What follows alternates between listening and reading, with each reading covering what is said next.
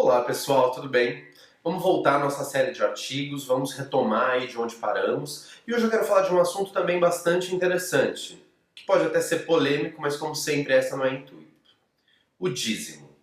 Para a gente falar de dízimo, a gente precisa pensar bastante, a gente precisa estudar, porque não é uma tarefa fácil. E é um assunto que algumas pessoas consideram contraditório, é um assunto que algumas pessoas interpretam de uma forma e outras pessoas interpretam de outra forma. Então é importante sempre a gente tentar buscar a fundamentação e a gente tentar entender o porquê desse assunto, o porquê isso foi colocado nas escrituras, na lei, na Bíblia, por que as pessoas tratam desse assunto. Então eu acho que é bastante interessante a gente tentar entender que o dízimo não se trata de uma forma de manter as inúmeras e majestosas construções que alguns templos, igrejas, locais religiosos buscam. E muito menos manter salários exorbitantes dos preletores dessas casas. O dízimo, ele busca sim auxiliar o próximo. Se a gente buscar tudo que a Bíblia fala de dízimo, a gente vai notar que a Bíblia fala sobre o dízimo para o auxílio do próximo.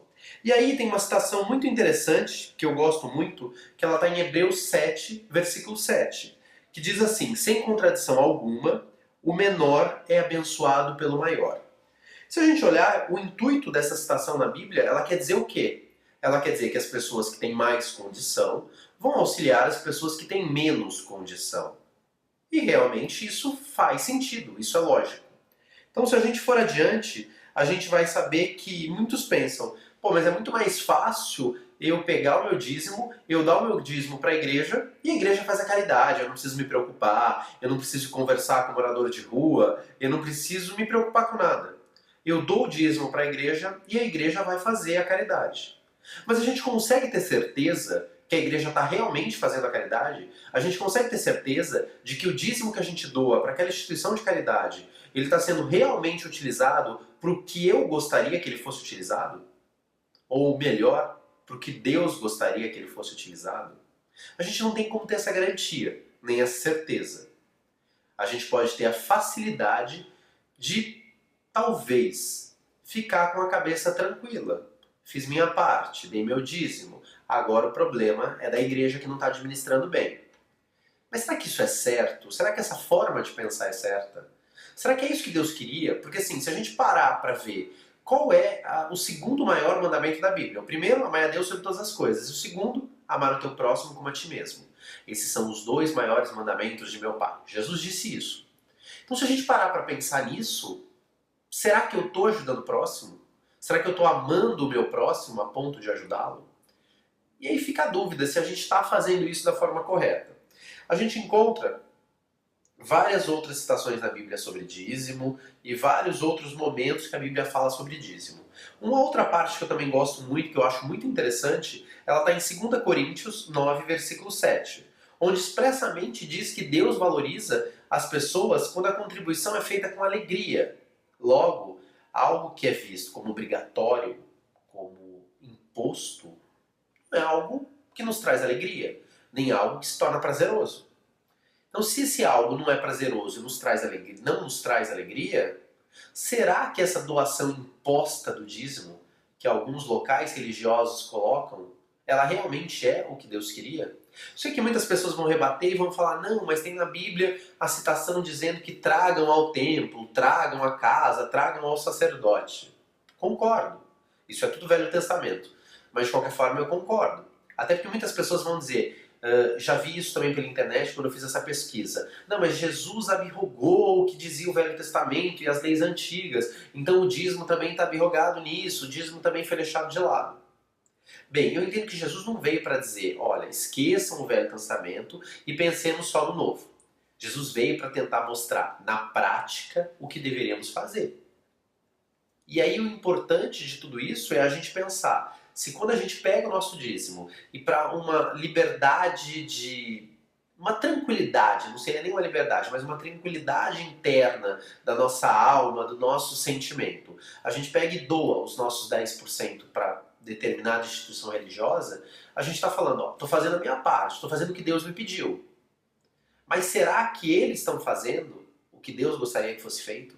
Será que eles estão auxiliando a pessoa que precisa? Será que o maior está auxiliando o menor, ou o menor está sendo auxiliado pelo maior?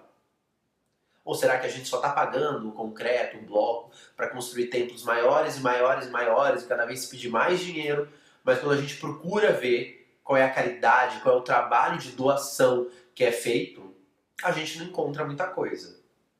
Então acho que o mais importante disso, o que eu quero trazer com esse assunto do dízimo, é que você pense se o que você realmente quer é ajudar o teu próximo, você está fazendo isso quando você simplesmente doa o dinheiro? Ou você não podia fazer mais? Você não podia auxiliar quem precisa? Você não podia comprar um remédio para quem precisa? Você não podia comprar alimento para quem precisa? Eu acho que essa é a questão que nós temos que pensar. Deus quer mais da gente. Deus não quer simplesmente que a gente faça por fazer. Deus não quer que você simplesmente vá à igreja no domingo para dizer, pronto, guardei meu domingo. Bom, Jesus guardava o sábado de outra forma.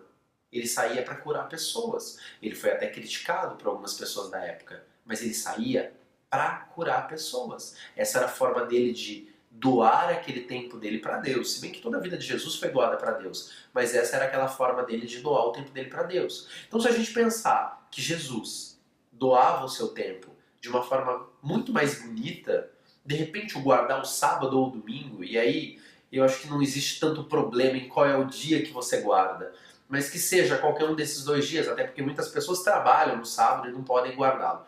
Mas guardar um desses dias pode ser sim dedicar essa manhã da sua vida à igreja, dedicar a sua tarde a doar o seu dízimo. E que o seu dízimo não seja só 10% do seu dinheiro, seja também do seu tempo, seja também do seu amor, seja também do alimento que você tem na sua casa. A gente pode doar para as pessoas de várias formas. Então digamos que você fale, não, mas eu não tenho dinheiro para doar neste momento. Mas você tem tempo, você tem amor, você tem atenção que você pode dar para uma pessoa.